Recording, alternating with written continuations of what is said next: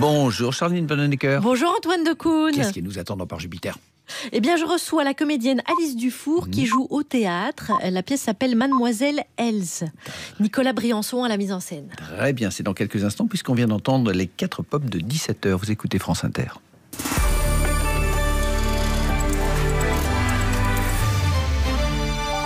Les infos, Laetitia Gaillet. Nous allons bâtir une loi sur le grand âge. Emmanuel Macron était dans le Loir-et-Cher cet après-midi.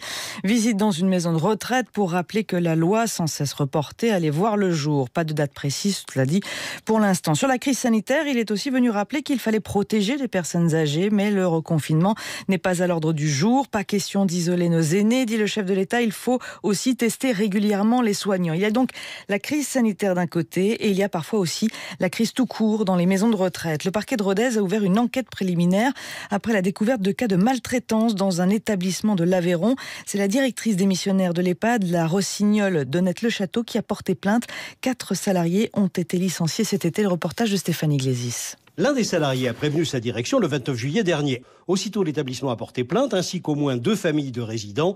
4 salariés de cette unité Alzheimer ont été licenciés. 7 ont reçu un avertissement. André Vier, le président bénévole du conseil d'administration. Il y a eu des photos, des vidéos et des commentaires qui accompagnent le tout. C'est grave ce que vous avez fait là. C'est horrible, c'est pas possible. Ce ne sont pas des jouets. J'ai utilisé le terme de poupée. Et la réponse d'un des meneurs, c'est pas grave. Je dis, mais si, c'est grave, monsieur. Alors, il y a eu le déguisement, couché sur la tête, damagé avec des collants qui étaient aimantés, qui est sur une chaise. Tu l'as vu, il a mémé, vous voyez des trucs comme ça, quoi. Et celle qui a la couche sur la tête, mais vous l'auriez mis un bonnet dent, c'est pareil. Ce petit-fils a déposé sa grand-mère aujourd'hui et comme travailleur social, il estime qu'il y avait un manque d'encadrement. Je travaille dans le social, des problèmes comme ça, il y en a partout. C'est des problèmes de gestion et c'est des problèmes de direction. Il faut travailler en équipe et que quand il y a personne qui vous soutient derrière, forcément, il y a un craquage, quoi. Et on peut pas travailler tout seul. Le procureur de la République de Rodez a ouvert une enquête préliminaire confiée à la police. Elle devra déterminer le nombre de victimes potentielles de ces photos et vidéos dégradantes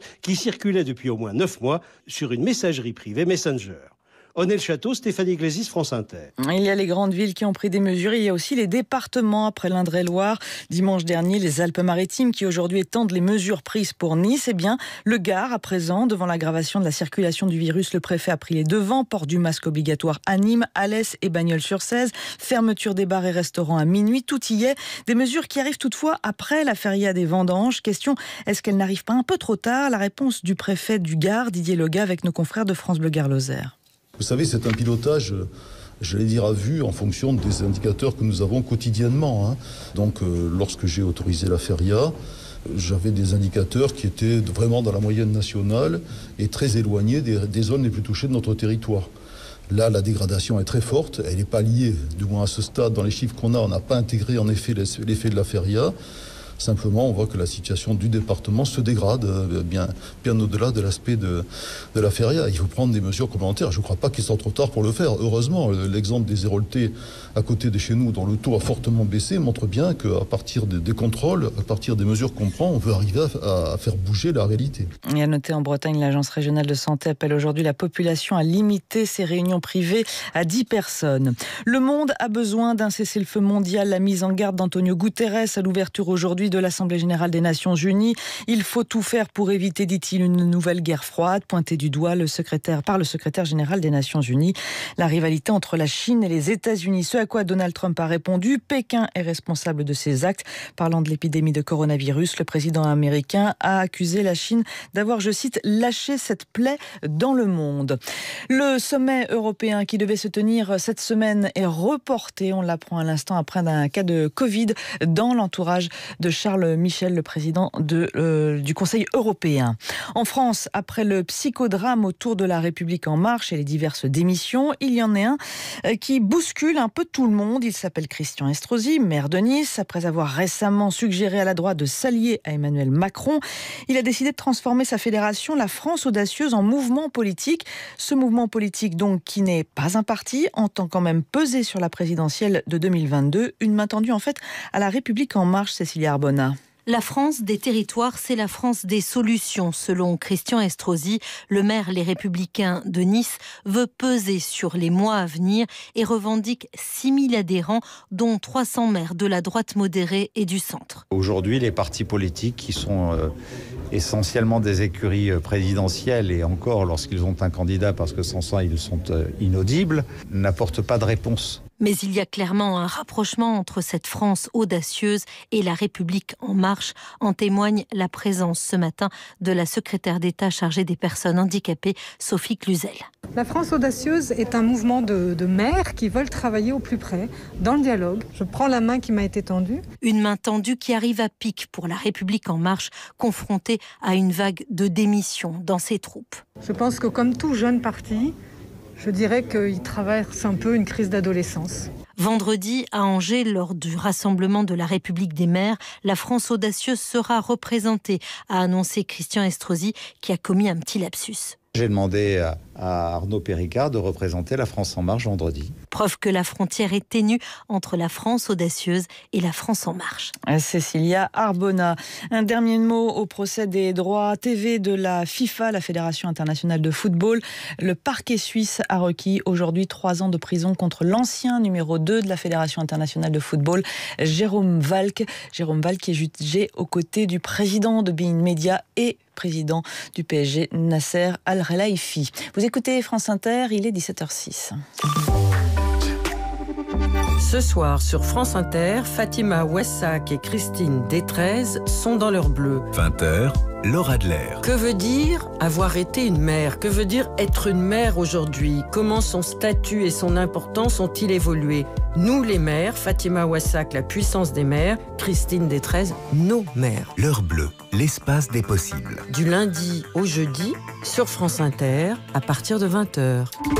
Mesdames, messieurs, bienvenue à bord de votre train TGV Inouï. En ce moment, la carte Liberté est à prix promo 299 € au lieu de 399 €. Profitez de billets à tarif réduit unique en France et en Europe, même en dernière minute. Entre nous, elle est rentabilisée dès 4 allers-retours. Alors à vous les déplacements pro. Jusqu'au 7 octobre, la carte Liberté TGV Inouï est à 299 € seulement. Profitez-en. Le port du masque est obligatoire durant votre voyage. Retrouvez toutes nos actions pour votre sécurité sur sncf.com. Vente et informations sur Oui SNCF ou en agence de voyage agréée SNCF. TGV Inouï, voyagez avec votre temps.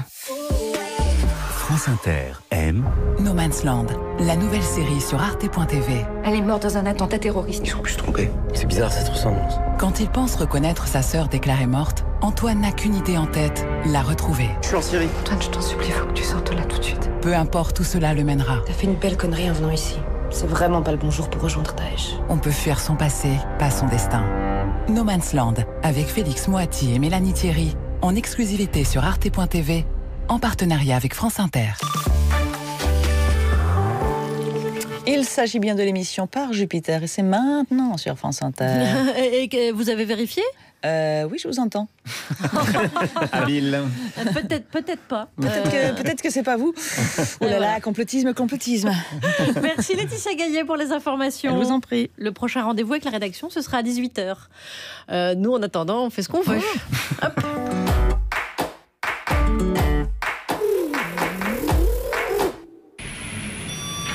Hier, 18h, à la sortie de l'émission. Ah, et au fait, Alex, oublie pas que ce soir tu vas au théâtre, hein. La pièce, c'est Mademoiselle Else. Mademoiselle Else, what else? Mais attends, mais Alex, tu regardes pas le tableau des invités? Demain, c'est Alice Dufour qu'on reçoit. Alice Dufour qui va brûler les planches, évidemment. Elle me fatigue. Elle est comédienne, elle joue au théâtre. Comédienne au théâtre, en ce moment. Mais non, mais c'est une vraie pièce d'Arthur, c'est Schnitzler. Voilà, bien sûr, là, vraiment pas crédible. Faux nom d'allemand, genre théâtre public, on n'y croit pas, ok? Bon, Alex, tu prends tes clics et tes claques et tu files au théâtre. Ok, j'y vais, mais j'ai bien compris que c'était un canular, hein. Du théâtre en 2020, ils me font marrer. Ce matin, 10h, dans le bureau de Par Jupiter.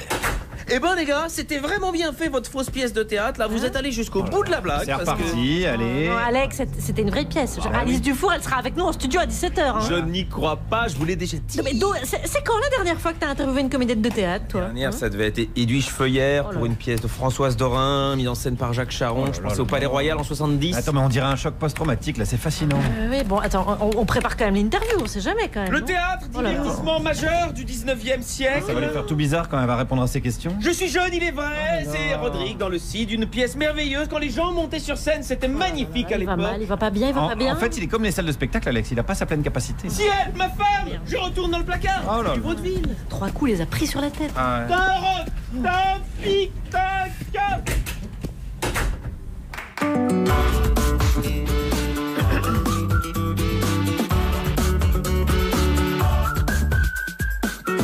Bonjour la France Inter et bienvenue sur la piste cyclable de la rigolade. Voici le dicton du jour, l'espoir fait vivre. Mais avec un vaccin, ce serait quand même plus sûr. Au sommaire de cette émission, est-ce que dans ce pays, il y a encore moyen de débattre, c'est-à-dire d'échanger des propos contradictoires sans se foutre sur la gueule? Aujourd'hui, il y a débat sur le débat, parce qu'il paraîtrait que l'indignation empêcherait de débattre. Non, je ne me Ne calmerai montrez pas du doigt avec cet index pointé, parce que franchement... Non, je ne me calmerai pas. Non, je ne me calmerai pas. Je ne me calmerai pas. Parce que il faut être calme. Non.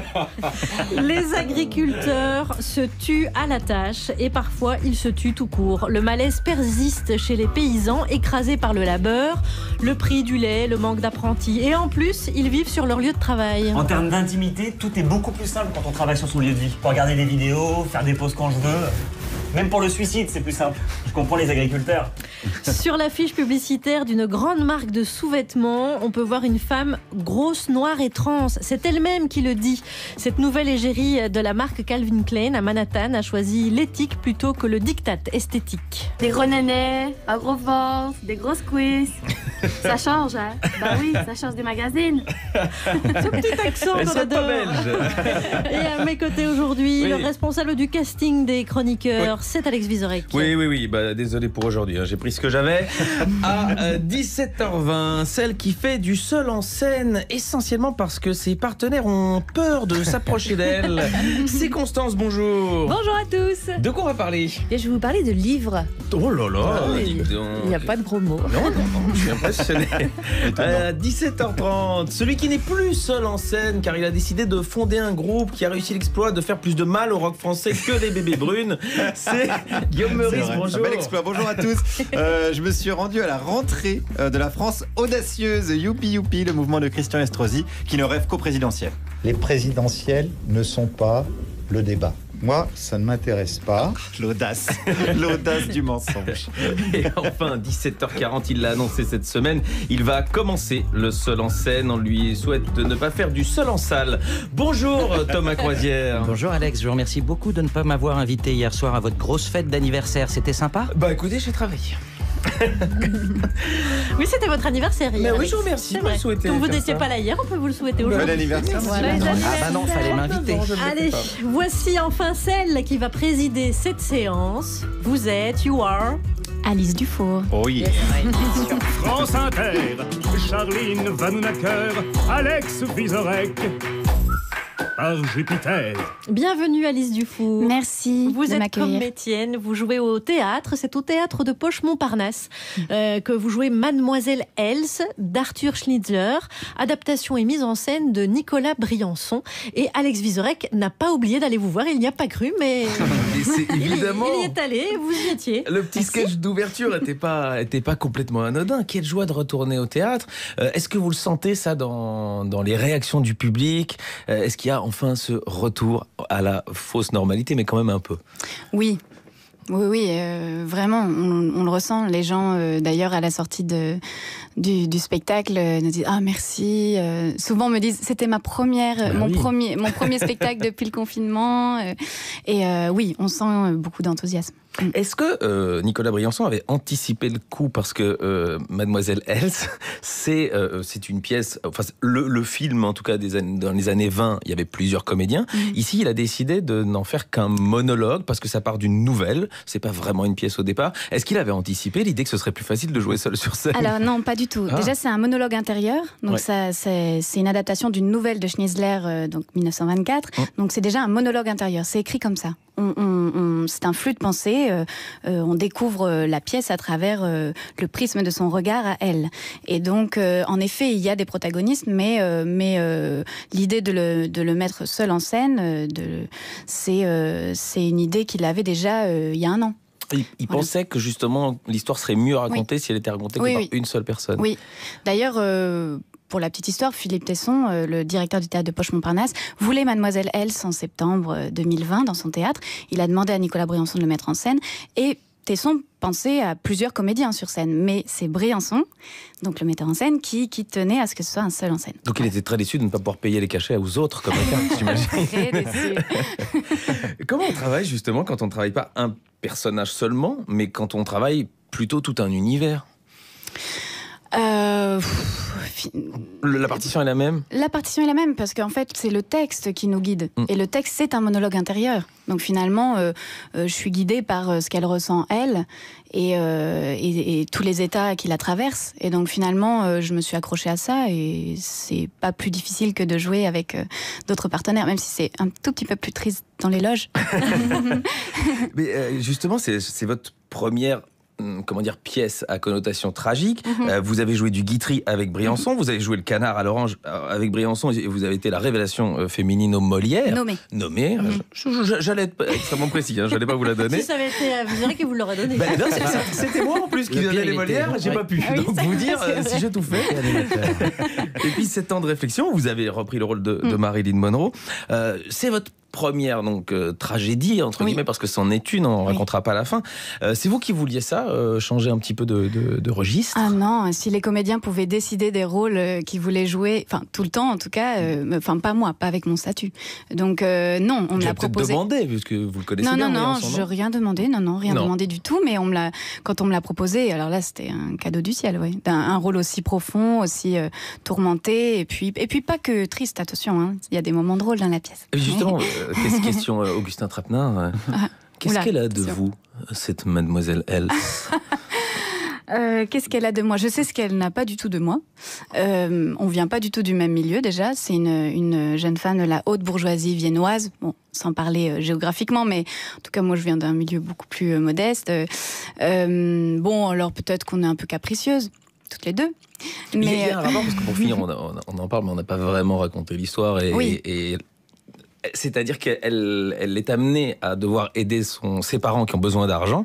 Elle a 19 ans et la personne qui est censée donner cet argent demande quelque chose en échange, qui n'est la nudité. Voilà, en fait, elle reçoit donc elle est en vacances en Italie. Elle est très seule, on le ressent déjà dès le début. Et en fait, elle reçoit une lettre de ses parents qui lui annonce que son père est ruiné et est déshonoré. Et pour sauver son père, il faut qu'elle trouve une certaine somme d'argent, et sa mère lui demande d'aller s'adresser à un riche marchand d'art, et ce monsieur lui dit je vais vous donner cet argent, mais en échange j'aimerais vous contempler nu pendant 15 minutes, ce qui est une demande oui, en effet, abjecte, déplacé, etc. Mais c'est pas non plus, on parle pas de violence. C'est pas une pièce qui parle de violence. Ouais. Il faut séparer l'homme du marchand d'art. Le sexe, le pouvoir, l'argent. Bon, ça résonne bien avec. Ça résonne avec plein de choses. Et je pense que Charline a choisi un troisième sujet qui résonnera encore avec. Oui. Potentiellement de la nudité. J'espère. Demandée. Ça va résonner de ouf. Ça a été produit aujourd'hui. Mademoiselle Else, donc la pièce d'Arthur Schnitzler, qui est adaptée et mise en scène par Nicolas Briançon, avec Alice Dufour qui est notre invitée. C'est au théâtre de Poche Montparnasse, du mardi au samedi à 21h et le dimanche à 15h. Retournez au théâtre! Mais oui, venez. Alors prenez le train, vous mettez un masque, vous sortez du train, vous changez de masque, et puis vous rechangez de masque au théâtre. C'est quand même pas compliqué. Allez.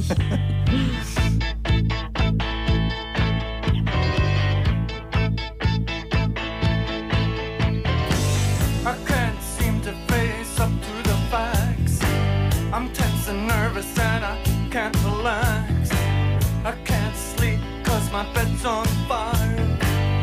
Don't touch me, I'm a real live wire. Psycho killer, qu'est-ce que c'est? Fa fa fa fa fa fa fa fa fa fa. Better run, run, run, run, run, run, run away. Oh, psycho killer, qu'est-ce que c'est? Fa fa fa fa fa fa fa fa fa fa. Better run, run, run, run, run, run, run away. Oh,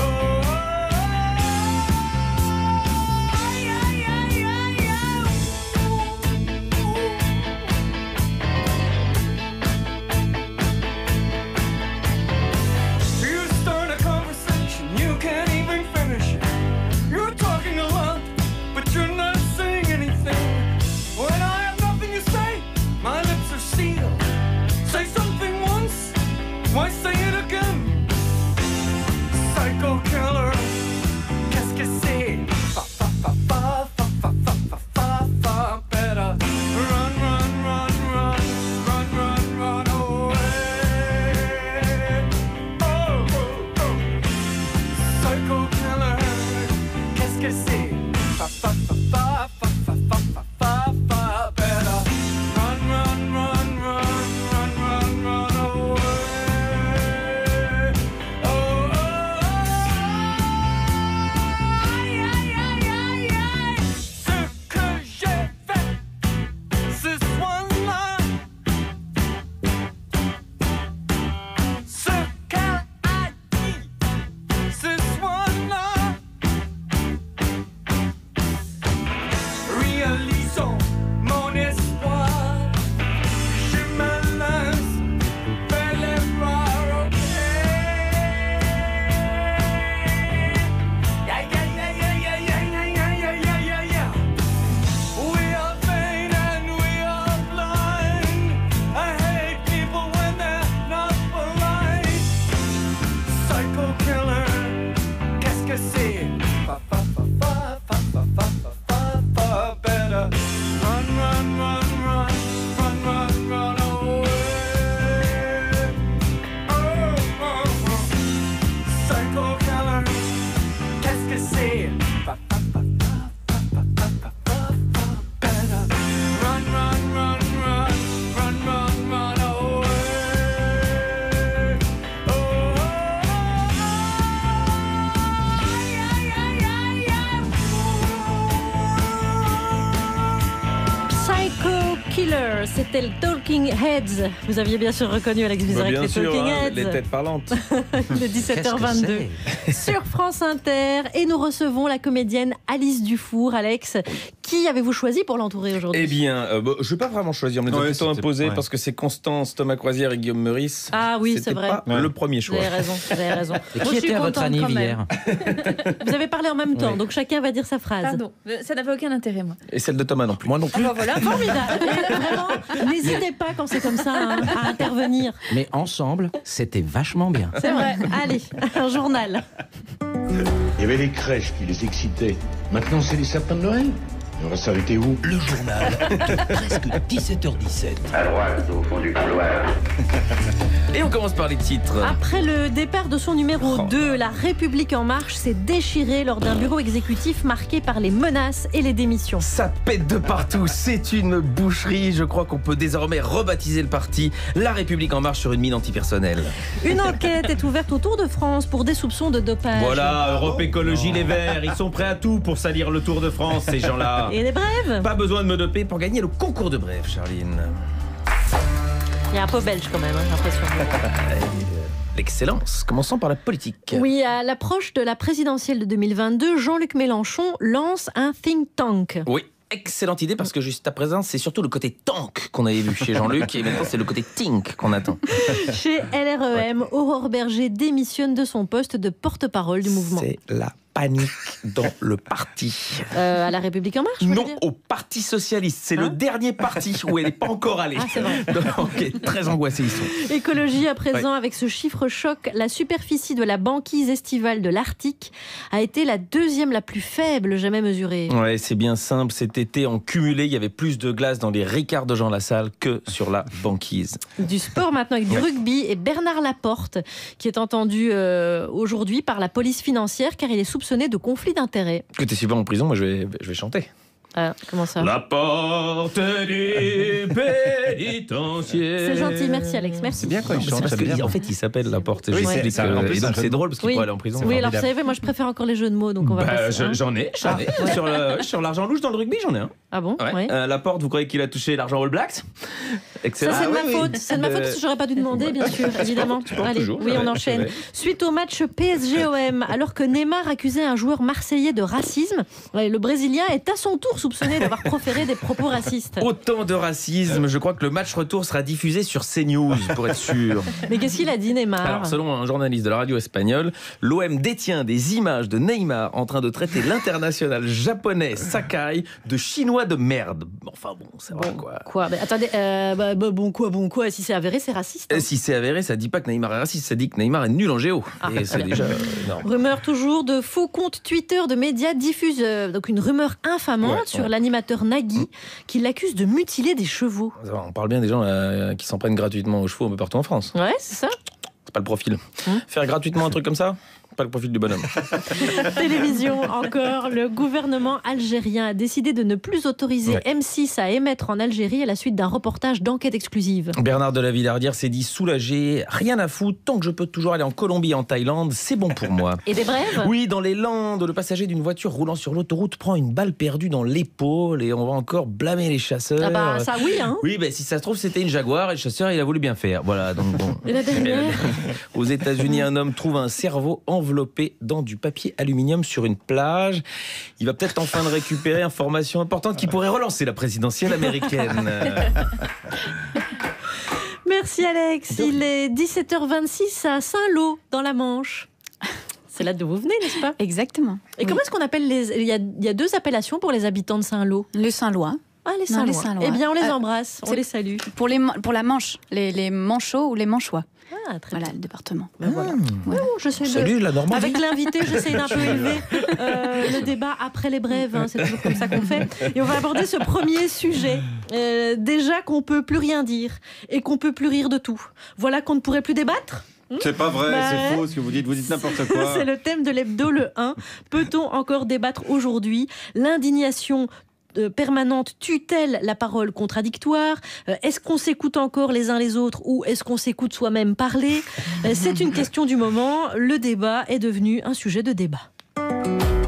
Je vous donne vraiment... Je vous rappelle qu'il y a 7 Français sur... Mais Caroline, mais c'est insupportable, enfin, votre attitude.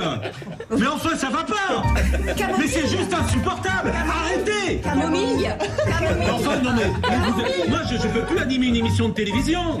Annulez le café.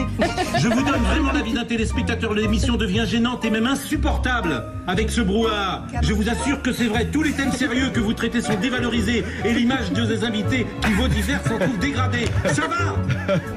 C'est insupportable votre attitude sur les plateaux de télévision. Une camomille. On peut pas s'écouter, on peut pas faire un débat serein. Dès que vous êtes là, on ne peut pas faire un débat serein. Alors faut plus venir. Alice Dufour, vous avez plus ri en écoutant les blagues de Pascal Praud que celles d'Alex Vizorek. Je suis trop vexé, mais je comprends moi-même. Alice, est-ce que vous avez le goût du débat ? Alors soit le goût de l'écouter, parfois de le regarder, ou le goût de rentrer dedans Alors moi pas du tout, mais je suis très spectatrice. Ah oui ? Et je trouve très beau le moment où quelqu'un qui est en train de débattre de manière très violente finalement, parce que souvent ça part, s'il y a un petit peu d'alcool par là-dessus, ça peut aller très loin. Quelqu'un qui dit, voilà, en fait, je n'ai pas assez d'informations sur ce sujet et je préfère me retirer du débat, mais je trouve ça magnifique. Quand est-ce que c'est la dernière fois que vous avez entendu ça en France ? Soyez honnête. Mais en fait, je crois que je l'ai rêvé ce moment. Oui, bah oui. Non, mais vraiment, on est tous spécialistes de tout, là, surtout avec le virus, c'est insupportable, ça devient écœurant. Et en fait, au lieu d'agir, on parle. C'est quand même les Chinois, on le sait. Excusez-moi d'intervenir. Mais... Moi, c'est vrai que je participe pas à la discussion parce que j'ai pas d'avis en fait sur le débat, donc je ne sais pas. Parfois, est-ce que vous avez aussi, j'imagine, des indignations ? C'est vrai que si j'ai regardé un petit peu votre compte Facebook, vous relayez des choses, donc il y a...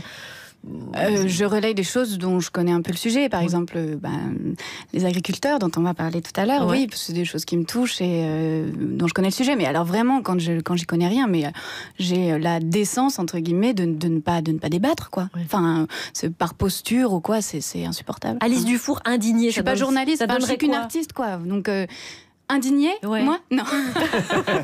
Moi je crois que vous dites je suis qu'une artiste, il y a vraiment deux catégories. Il y a ceux qui pensent qu'il faut plutôt se taire et mettre les œuvres en avant, et ceux qui pensent aussi. Non, mais je veux dire, je m'oppose un peu aux hommes politiques, par exemple, aux politiciens, c'est-à-dire que eux c'est leur métier, il faut qu'ils aient un avis sur les choses. Mais les artistes n'ont pas forcément besoin d'avoir des avis sur tout, même si aujourd'hui il faut qu'on ait un avis, il faut qu'on ait un avis court, dans le temps, fort, véhément et souvent creux. Donc je préfère ne rien dire quoi. Et le creux ça résonne terriblement. Vous êtes tombé dans la bonne émission. Non, puisqu'on en parle. C'est tout à fait ce qu'il nous faut. On aurait vu mon portrait. Bon, on s'amuse de ça aussi. Et concernant le théâtre, ça pose aussi parfois des petits débats. Alors c'est des discussions peut-être à la sortie d'une pièce. Bien sûr. Là vous rentrez dedans, j'imagine. Vous adorez discuter de ça. Évidemment, mais parce que là par exemple Mademoiselle Elle, ça soulève des sujets tellement profonds, tellement beaux, tellement forts, même philosophiques. Et donc forcément en travaillant ce texte, je me plonge là-dedans et je m'y intéresse vraiment. Donc quelconque où je peux en discuter. Mais il y a tellement de sujets dont je ne connais rien et donc mon avis n'importe à personne. En tout cas, les spectateurs auront le goût de débattre et d'échanger leur point de vue sur la pièce. Avec grand probablement plaisir, en sortant du théâtre de Poche Montparnasse, en allant voir Mademoiselle Else et Alice Dufour.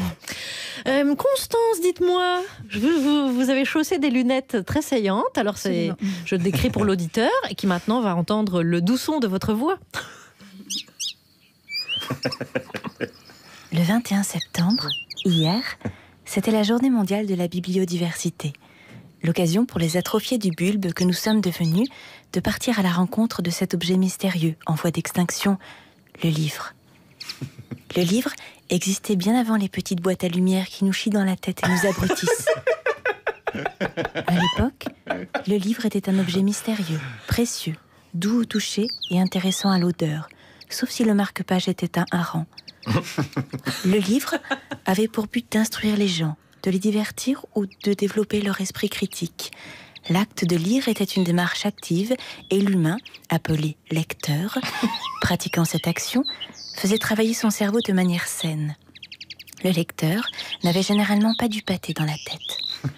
L'humanité était divisée en deux catégories, les lecteurs et les non-lecteurs.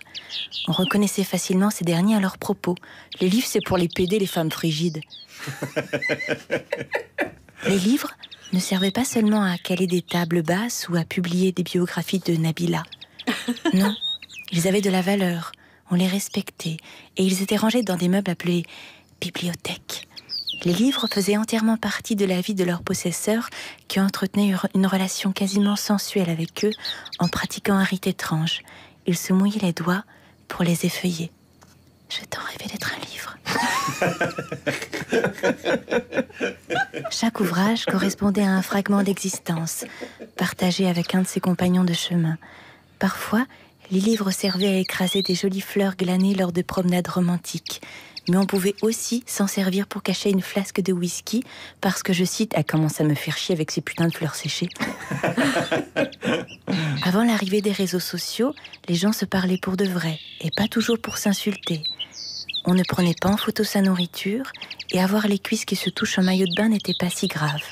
À l'époque où le livre était la seule fenêtre vers l'extérieur, on pouvait vivre sans se sentir complexé par des influenceurs sur Internet, mettant en scène leur vie en toc et filmant leur caca pour nous faire croire qu'il est beaucoup plus beau que le nôtre. Le livre représentait une grande diversité d'œuvres écrites. À l'instar des êtres humains, chez les livres, il y avait de tout. Des petits, des gros, des jolis, des mal foutus, des pas finis, des fous la merde ou des précieux. Une relation avec un livre pouvait être une articule connasse.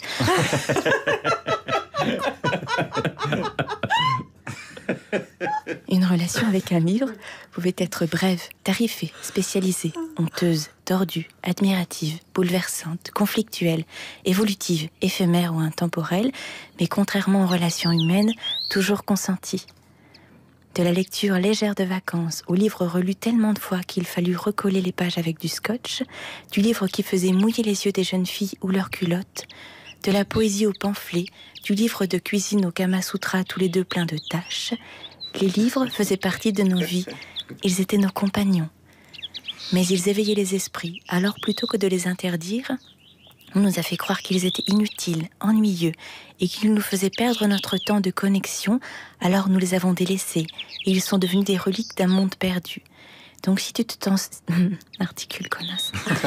Donc si tu te sens seul ou con, lâche un peu ton smartphone. Oh la vache. Virez-moi, putain. Donc si tu te... Ah, je vais l'enlever, hein, cette pute. Donc si tu te sens seul ou si tu te sens... C'est compliqué, ça. Si tu te sens seul ou con, lâche un peu ton smartphone. Pousse la... Non, mais c'est de l'incompétence, clairement. Pousse la porte de cette échoppe mystérieuse appelée librairie. Choisis un livre qui t'attire et adopte-le. Ça ne sauvera pas l'humanité, mais pendant quelques heures, toi, tu pourras te sauver dedans. Bon voyage et pardon pour l'addiction. Merci Constance. J'ai pas grillé. Dites-moi 3 petites truites cuites, 3 petites truites crues. 3 petites truites cuites, 3 petites truites cues. Ah, évidemment, il a fallu qu'elle mette cul, bien sûr. Merci Constance. Et vous montez sur scène. C'est pas vrai. Si, je vous jure. Elle va mieux. Attention, Elle va mieux. notez bien, à Brest, vendredi. Et samedi, à Ergué-Gaberic. Ah oui, c'est vrai. Oui, ce sera dans le Finistère, votre spectacle Pot pourri. Oh la vache. Merci, Constounette. Merci à vous. Allez, Alice Dufour avec nous jusqu'à 18h. C'est toujours qu'un faux départ, sans changement d'adresse. Je dois vider les placards, je retourne ma veste. Quand c'est l'un qui part, c'est que l'autre reste. Pourtant, tous les soirs, je fais semblant de croire au jeu de rôle sans dénouement de notre drôle d'histoire.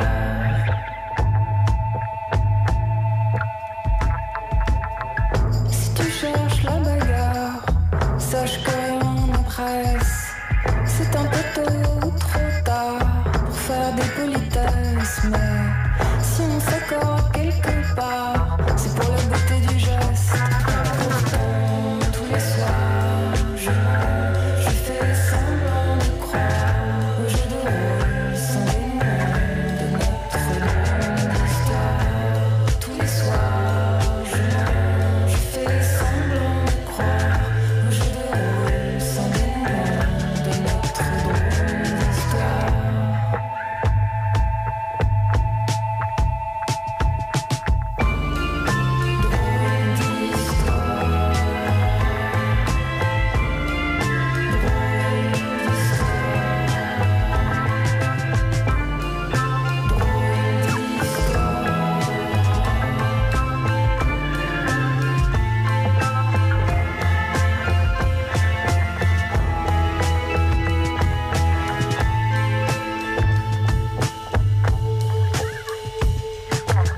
C'est comme un jeu de hasard, plein de maladresse.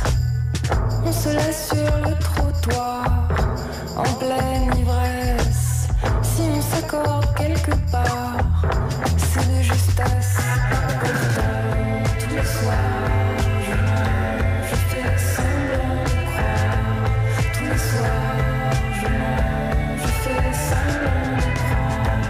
Tous les soirs, je fais semblant de croire au jeu de rôle sans dénouement de notre drôle d'histoire.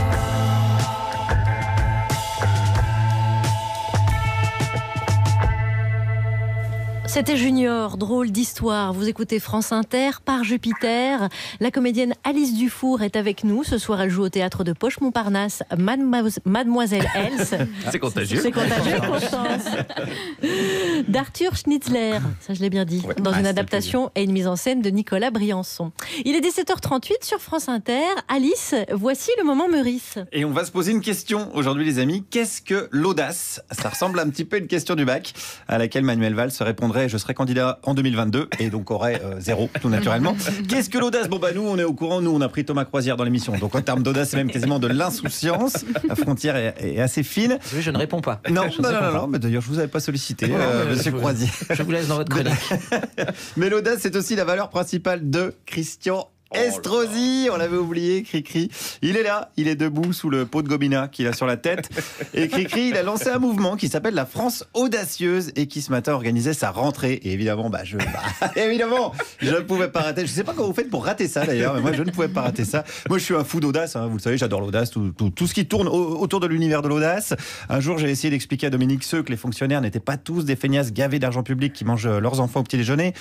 J'ai échoué, mais il y avait de l'audace, je dirais, dans ma démarche. Je suis donc allé ce matin à Saint-Germain-en-Laye, parce que l'audace, faut aller la chercher. Hein. Elle vient pas toute seule, faut aller au bout, faut la trouver.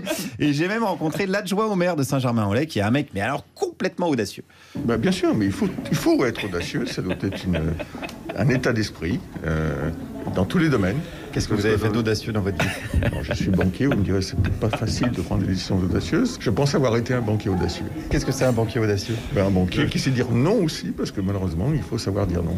Un banquier qui sait dire non. Voilà. La fameuse audace du banquier qui dit non, on l'a tous connu, cette audace folle du banquier. Je voudrais un prêt, non. On l'a admiré ce banquier. Un panache même, on peut dire. Cyrano de Bergerac, à la base, il bossait au Crédit Mutuel. Et oui, ça, on ne le savait pas. L'héroïsme à la française.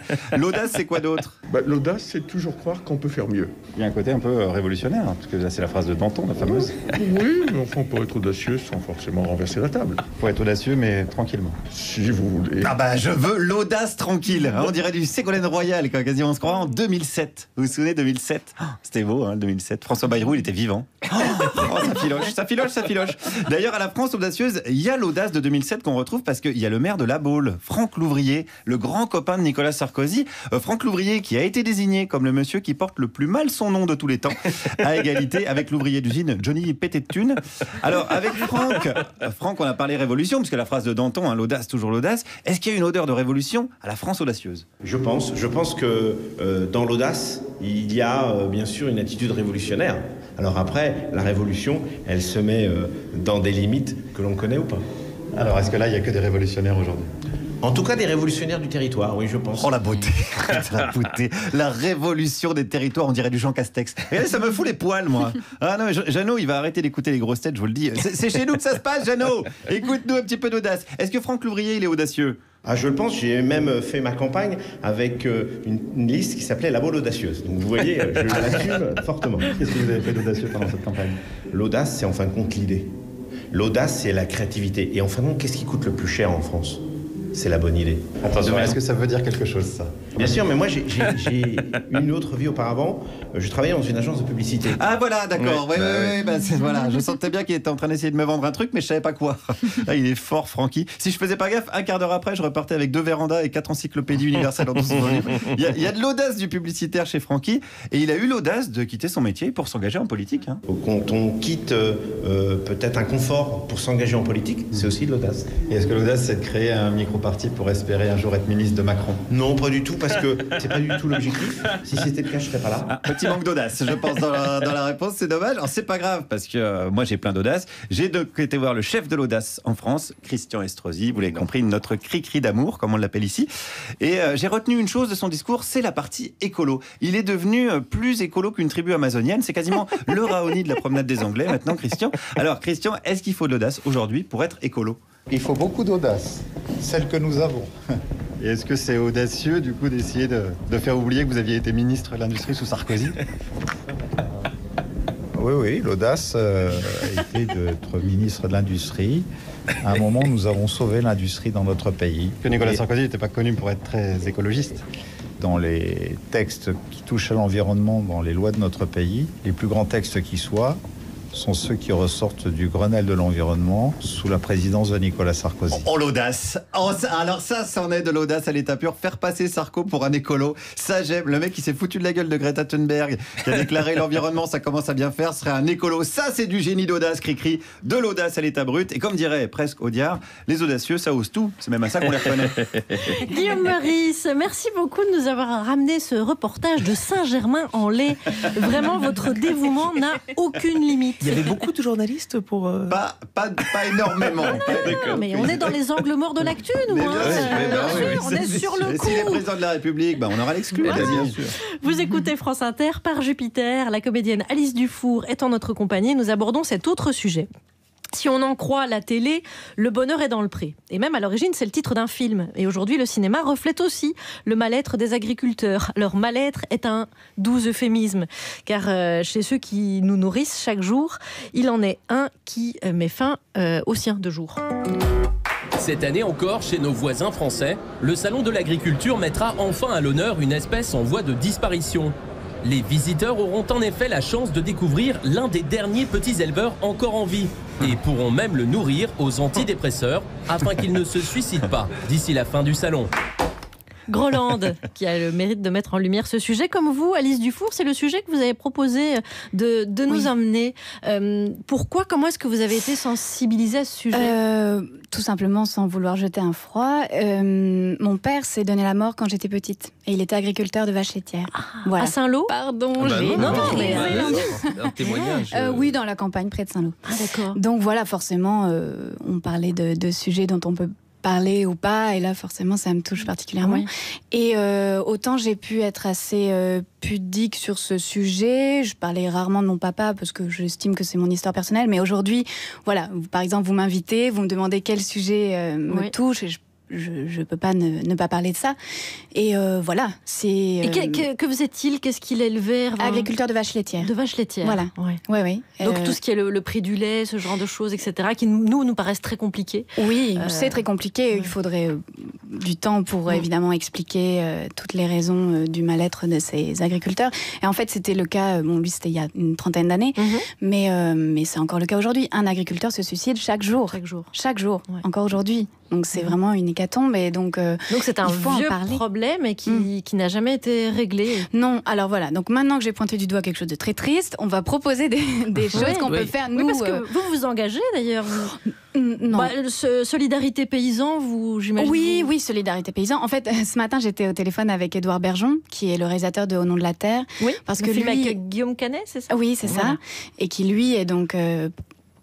carrément, il est très actif en tout cas pour cette cause. Moi, pas vraiment. Je suis encore un peu en retrait, mais déjà d'en parler, je trouve que c'est important. Vous alliez nous donner des solutions. Oui, voilà, ou des choses très qu'on peut faire nous en au quotidien. gros, évidemment, au mieux privilégier les circuits courts, au mieux acheter directement dans les fermes aux producteurs, au mieux sur les marchés. Sinon, et si on n'a pas le choix, si on est dans les supermarchés, éviter les produits, par exemple, si on parle que du secteur d'agriculture laitier, de vaches laitières, éviter tous les produits Lactalis qui vraiment étouffent et écrasent les producteurs laitiers. Et donc, il y a des marques, alors je ne sais pas si je peux le dire, mais en tout cas, on peut les trouver sur Internet. Des marques. Il y a une marque bleue et blanche, notamment, où le consommateur est très acteur, vous voyez? Mais même... Si. Pardon, on avait reçu le créateur ici, je pense. Non, mais je vais le dire très vite, mais par exemple, Intermarché fait beaucoup de... et hop. Fais des efforts là-dessus. Fais des efforts là-dessus. Prends moins de marge entre les producteurs, agriculteurs de toutes sortes et les acheteurs en fait. Et donc voilà, il y a des solutions. Et ce ne sont pas des produits qui sont très chers. Je ne parle pas de bio. Privilégions le local. Privilégions le français, évidemment, puisque on parle là d'agriculteurs français. Bon, je ne vais pas parler de toute la misère mondiale, mais en tout cas, si on parle de vouloir soutenir des agriculteurs français qui nous entourent et qui se tuent chaque jour, au travail, mais aussi concrètement, on peut consommer différemment. Vraiment, c'est débile cette phrase, mais consommer, c'est voter, mais c'est vrai, quoi. C'est vrai. Donc voilà. Mais c'est positif. Nous sommes une partie de la positif, solution, alors. Voilà, non, vraiment. Juste, se renseigner, c'est pas plus cher. Ces produits-là ne sont pas plus chers. Évitez Lactalis, vraiment, c'est terrible. Énormément de produits qu'on aime, mais même moi, ça fait très peu de temps que je me suis rendu compte, finalement, que ces produits rémunéraient très mal les producteurs laitiers qui se tuent à la tâche chaque jour. Mon père travaillait 7 jours sur 7, près de 12 heures par jour, en étant endetté toujours. Enfin, donc voilà, donc c'est pas une vie. Soutenons-les. Et donc je peux renvoyer aussi à Solidarité Paysan, parce que ils viennent de s'implanter dans l'Eure, j'ai vu très récemment. Donc ils se développent, on peut être bénévole, on peut aller encourager, même si on n'y connaît pas grand-chose, on peut toujours servir à quelque chose. Voilà, on peut en tout cas essayer de consommer, de changer des toutes petites choses dans notre consommation de quotidien, et au mieux carrément donner de l'argent pour Solidarité Paysan, et là c'est magnifique. Merci d'avoir mis ce sujet en lumière. Merci à vous Alice de Dufour. m'avoir permis de le faire. Thomas Croisière, dites-moi, qu'est-ce que vous avez choisi comme sujet cinématographique aujourd'hui, par exemple? Et voici le Jupiter Show avec notre invité du jour, Roger Carrel. Qui, hélas, ne peut nous rejoindre en présentiel pour cause de décès. Et autant, quand j'ai réalisé que le président de la République était plus jeune que moi, vous savez, le président... Et confiance, crois en moi. ça m'en avait touché une sans bouger l'autre. Autant la disparition de Roger Carrel m'a foutu un énorme coup de vieux, plus que les pubs contre la chute de cheveux et les troubles érectiles dont m'arrosent les GAFA. D'ailleurs, je profite pour cette chronique pour leur dire, les yeux dans les yeux, que je n'ai aucun problème d'érection, bordel. Roger Carrel, qui en maestro m'enseigna la vie, l'espace et l'homme dans les séries des Il était une fois, qui m'apprit également que tous les méchants ressemblent à une brute brune et un freluquet roux, étrange sosie d'Aymeric Lompré et Pablo Mira. Il faut nous battre pour construire un monde de raison, un monde où la science et le progrès mèneront tous les hommes vers le bonheur. Soldats, au nom de la démocratie, unissons-nous tous! Roger Carrel, qui m'initia à l'humanisme avec les premiers mots de Charlot au cinéma dans Le Dictateur, dont je vous parlais dans une excellente chronique disponible en podcast. Abonnez-vous. Les paupières deviennent lourdes. Tu as de plus en plus sommeil. Oui, tu n'es plus un chat, mais une madeleine. Qu'est-ce que tu racontes? Oh bah, tu m'as fait peur. Tu devrais avoir une clochette. Roger Carrel, qui avec Alf me conforta dans ma détestation des chats. Un chat que n'aimait forcément pas la souris Mickey, ni le chien Idéfix. Ce sera Idéfix qui portera le message. Et moi, je porterai Idéfix. Car Astérix aussi préférait les chiens. Et si je n'ai pas de trouble érectile, ma Gaule, elle, est désormais orpheline. Je ne peux pas avoir d'enfant. Nous en adopterons. Vous ne comprenez pas, Scoop. Je suis un homme. Ah, personne n'est parfait. Roger Carrel, qui bâtit ma cinéphilie avec ce génial et final échange de certains lame shows de Billy Wilder, que vous connaissez bien, Alice Dufour, car vous jouâtes 7 ans de réflexion au théâtre. Il était Jacques Citron, le Jacques Lemon français, mais aussi les Peter Ustinov et Sellers, avec qui il m'initia à l'humour anglais, un humour nettement plus qualitatif que le belge. Capitaine, les chances de traverser un champ d'astéroïdes avec succès sont approximativement de 1 sur 3720. Roger Carrel forgea ma geekitude en Z6PO. Oui, je dis Z6PO car je suis vieux et j'ai vu Star Wars au cinéma quand on s'intéressait plus à la qualité du doublage qu'à l'exploitation mondiale des marques, qui fit qu'il fut renommé plus tard C3PO, n'en déplaise à D2R2. Maintenant, les cochons dans l'espace. Avec l'indomptable Jean Bondior. La perverse et sensuelle Piqué. Jean Bondior. Roger Carrel conforta mon amour des jeux de mots grâce auxquels je peux aujourd'hui communiquer avec Alex Vizorek. Roger Carrel, comédien, dont j'étais heureux de reconnaître le visage que l'Académie des Neufs m'avait rendu si familier dans L'été meurtrier, Le Viager, Le coup du parapluie, Papy fait de la résistance, ou mon Valhalla personnel de l'humour cinématographique et radiophonique, signé Furax, dont l'excellente chronique est elle aussi disponible en podcast. Abonnez-vous. Les rhododendrons. Entre ici, Roger Carrel, avec ton terrible cortège. Oui, Roger Carrel ne me transmit, hélas pas, son don vocal inégalable. Avec lui, c'est Benny Hill, le capitaine Caverne, Mr Magoo, Petri, Winnie et toute ma jeunesse qui foutent le camp. Ouais, ma jeunesse fout le camp, au rythme de tes pas. Si tu savais pourtant comme elle te ressemble, mais tu ne le sais pas. Mais tu ne le sais pas. Vive le cinéma! Vive le cinéma! Et embrasse Michael Lonsdal pour moi. Thomas Croisière, merci, c'était beau. Oui. C'était Ouais. rigolo, beau et émouvant. Ouais, Merci ma beaucoup. jeunesse fout le camp, bordel. Ça me fout un seum. Alice Dufour, on aborde ce dernier thème ensemble. À New York, au coin de Manhattan, une affiche publicitaire monumentale pour une marque Calvin Klein se démarque. Elle expose non pas un mannequin de 35 kilos surmaquillé qui fait la gueule, mais une femme noire, ronde et trans. Rien que ça. Manquerait plus qu'elle porte le voile, ça serait le pompon. Hein. La pub change de message. Que nous disaient les femmes avant en sous-vêtements sur les affiches, rappelez-moi. Vous ne savez pas comme c'est dur d'être une femme qui a mon physique. Ah oui? Eh ben, vous savez pas comme c'est dur d'être un homme qui regarde une femme qui a votre physique. Je suis pas mauvaise. Je suis juste dessinée comme ça. Jessica Rabbit dans Roger Rabbit de Robert Zemeckis. Dont Roger Carrel faisait la voix de Roger Rabbit. Mais oui, Absolument. en plus. La Tribune de Genève nous rappelle que dans les années 90, l'icône de la marque, c'était Kate Moss. Et aujourd'hui, c'est Jari Jones qui se définit elle-même, elle le dit, comme grosse, noire et trans. Vous, maintenant, vous êtes comédienne, vous êtes danseuse aussi, vous avez été mannequin. En fait, quand vous avez posé et tourné pour des pubs, ça veut dire que vous étiez dans les anciens canons de la pub? Oui, en fait, bon, j'ai été mannequin. On va se détendre un peu. Oui, non, mais c'est vrai que je suis blanche de peau, je suis blonde, j'ai les yeux clairs. Mais j'étais mannequin. Vous savez, j'étais mannequin parce que j'étais gymnaste avant, donc j'étais mannequin sportive, comme on dit. C'est-à-dire que je posais pour les marques de sport. Et après, oui, j'ai défilé pour Jean-Paul Gaultier 2 fois. Je suis très contente, mais lui. Par exemple, est un des créateurs de mode qui met en avant toutes les formes de corps. Enfin, on voit bien qu'il y a beaucoup de diversité. Tout cela évolue. Même au Crazy Horse, il y a eu à un moment une danseuse unijambiste, si je me souviens bien. Oui, c'est vrai. Bon, alors, le Crazy Horse, c'est encore un autre sujet, puisque là-bas, les codes sont très carrés au niveau du physique des danseuses. Tout est très millimétré. Mais en effet, la guest était donc une personne qui était handicapée. Et c'était magnifique, finalement. Pour ramener à la pièce, votre rapport au corps, il n'est peut-être pas celui de Mademoiselle Else ou... Moi ? Oui. Non.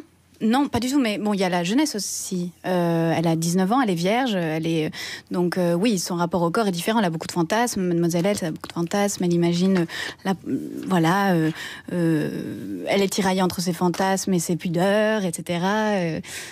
Donc oui. Et moi, bon, finalement, c'est différent aujourd'hui. J'ai 30 ans. Acceptera-t-elle, Mademoiselle Else, d'être payée pour poser nu? Vous irez voir au théâtre Montparnasse, c'est sûr. C'est un excellent moment. Vous avez une proposition à faire, Alex. C'est l'heure du sketch, Alice Dufour. Vous interprétez un rôle. Est-ce que vous connaissez Christina Cordula? Oui. Oui, parce que Jean-Michel Blanquer s'est enlisé dans cette histoire de tenue républicaine à l'école. Alors, il a fait appel à une spécialiste, Christina Cordula. C'est vous, Jean-Michel Blanquer. C'est Guillaume Meurice.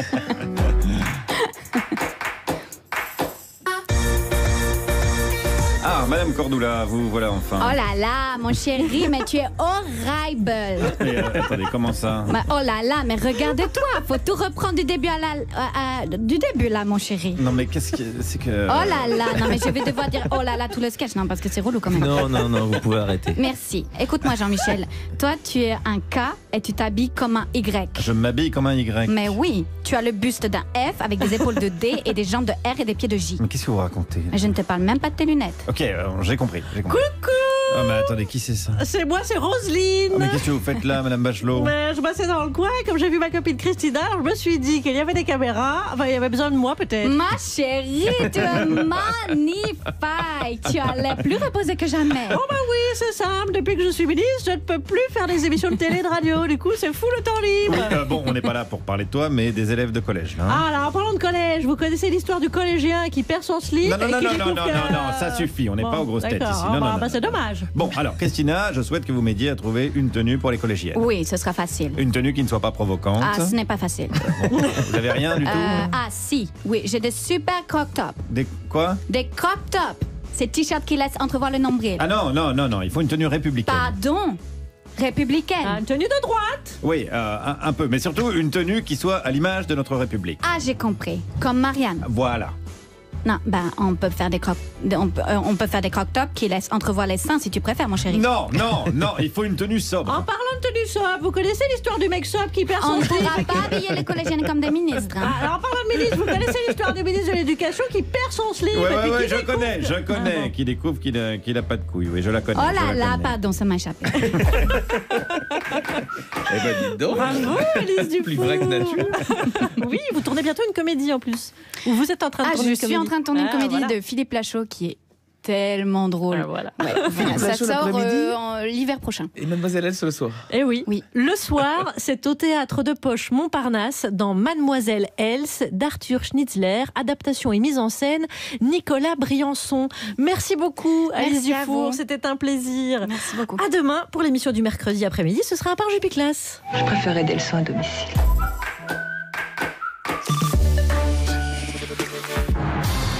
MMA, interruption spéciale. Benoît, un agent MMA serait dans une entreprise, c'est grave ?